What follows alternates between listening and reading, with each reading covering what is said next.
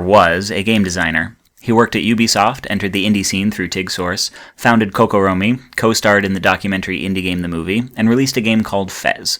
Maybe you heard of it. And everybody hates him. That's an exaggeration. If you don't hate Phil Phish, you probably either know somebody who does, or you have never heard of him. He's been called a racist, a liar, arrogant, overrated, and generally, quote, an asshole. End quote. This video is not about defending Phil Phish, or about setting him on fire. This video isn't even about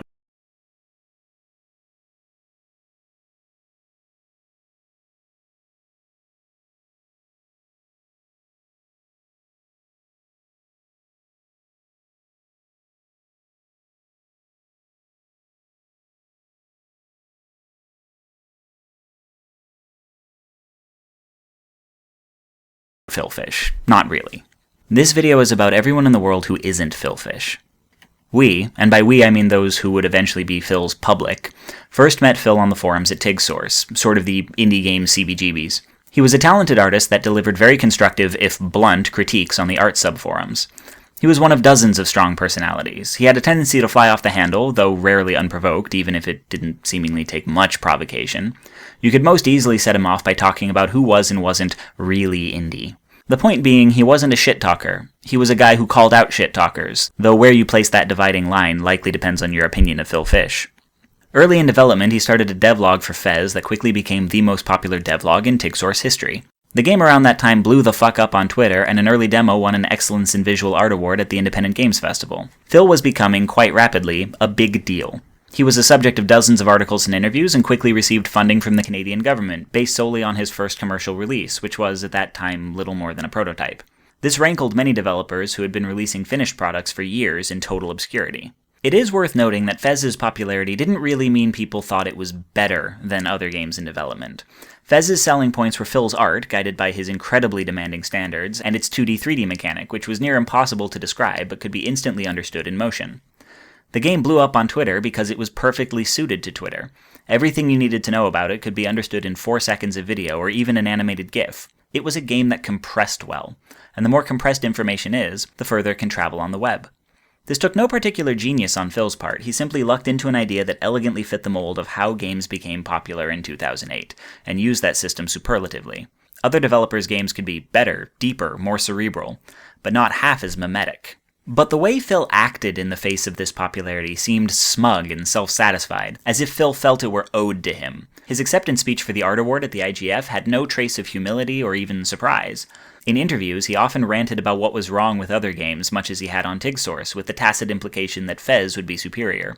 And when folks shared their unvarnished, profanity-laden opinions with him on the internet, he responded right back in kind, as he had ever done. But before, if a complete stranger randomly told him to go fuck himself, no one cried foul if he told them to go fuck themselves right back.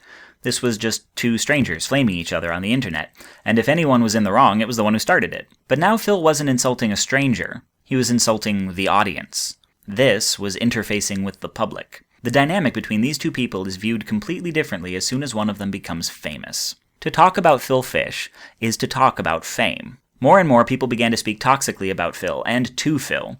Resentment began with developers, but soon expanded either by spreading out from TigSource or because Phil was just good at making enemies. The complaint that Phil had never released a game, lobbed at him most every time his name was mentioned on the internet, masked a deeper complaint. Hundreds of developers on TigSource had never finished a game, and no one complained about that. But none of them were famous. The deeper complaint wasn't that Phil was more famous than them, but that he was more famous than he deserved. At this point, Phil was basically Nickelback. Now, people don't hate Nickelback because they think the music is bad. People think loads of music is bad and don't give it any further thought. People hate Nickelback because the music is bad and popular. But it's more complicated than that. It's because someone at a studio heard Nickelback and thought, I can sell that. It's because the music was so aggressively overplayed on the radio and aggressively advertised as if a PR department were trying to sculpt a mediocre band into a sensation regardless of worthiness. It's because, despite all the hate, Nickelback's fame proved that this was actually working, that millions were buying into it. It's because Nickelback represented the apotheosis of an existing trend of shallow, whiny hard rock, which they made even more popular and spawned legions of shallow, whiny imitators to continue the trend. It's because every step of this process seemed to have been taken solely for the benefit of the people getting rich off the record sales. I hate Nickelback. as a sentence, voices a complex opinion on cultural trends in popular music and aligns the speaker with those who hate not just Nickelback, but all that Nickelback represents. They resent Nickelback the concept. Nickelback the actual band is of secondary importance. The band's crime, other than the writing of the actual songs, is their complicity in this system. They signed the record deal. They deemed themselves worthy and deserving of this studio-constructed fame. In a phrase, they bought into it.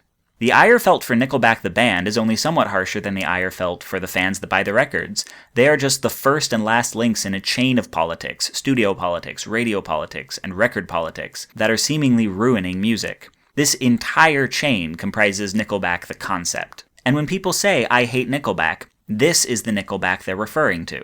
And when someone tweets, "I hate Nickelback" at Nickelback, they aren't really talking to the band. They're talking publicly to culture about what Nickelback represents. The actual tweet to the actual band is just a shorthand. Saying "I hate Phil Phish" became the same sort of shorthand. Phil was friends with a few dozen other indie famous developers, so he came to represent circle jerking, the idea that you got indie famous by being friends with the indie famous.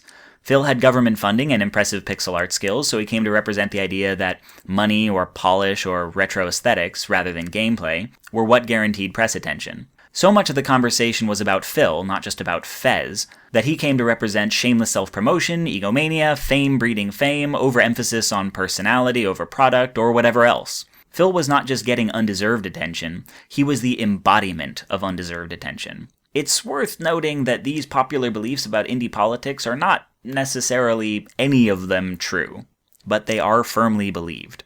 Phil Phish the concept and Phil Phish the human being orbited around each other for the 4+ years of Fez's development, and a small cottage industry grew up among reporters and bloggers of announcing whenever the two were in alignment.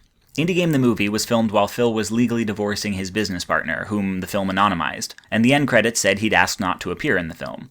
Shortly after release, Phil's business partner said he didn't ask not to be in the film, he was not asked to be in the film, and that he'd actually been given no opportunity to rebut Phil's account of events with his own account. This quickly became subject or citation of several articles and quickly flourished as a topic on blogs, forums, and social media. At an Indie Game the Movie panel at GDC 2012, when a Japanese man in the audience asked developers what they think of current Japanese games, Phil took the mic and said, bluntly, "They suck." Within a day, Phil Phish says Japanese games suck was headline news on Eurogamer, IGN, and Kotaku, among others, and the comments filled up with people calling Phil a racist. And when, later that week, Fez won the Seamus McNally Grand Prize at the Independent Games Festival, Phil took his victory lap by telling a stranger on Twitter to choke on his dick. The stranger had, per usual, insulted Phil for no reason. This also became news. 2 years later, this is still cited in articles about Phil. Now, game-related news, editorials, reviews, and criticism all fall under the same vague banner of games journalism, but none of these things are news in any traditional sense.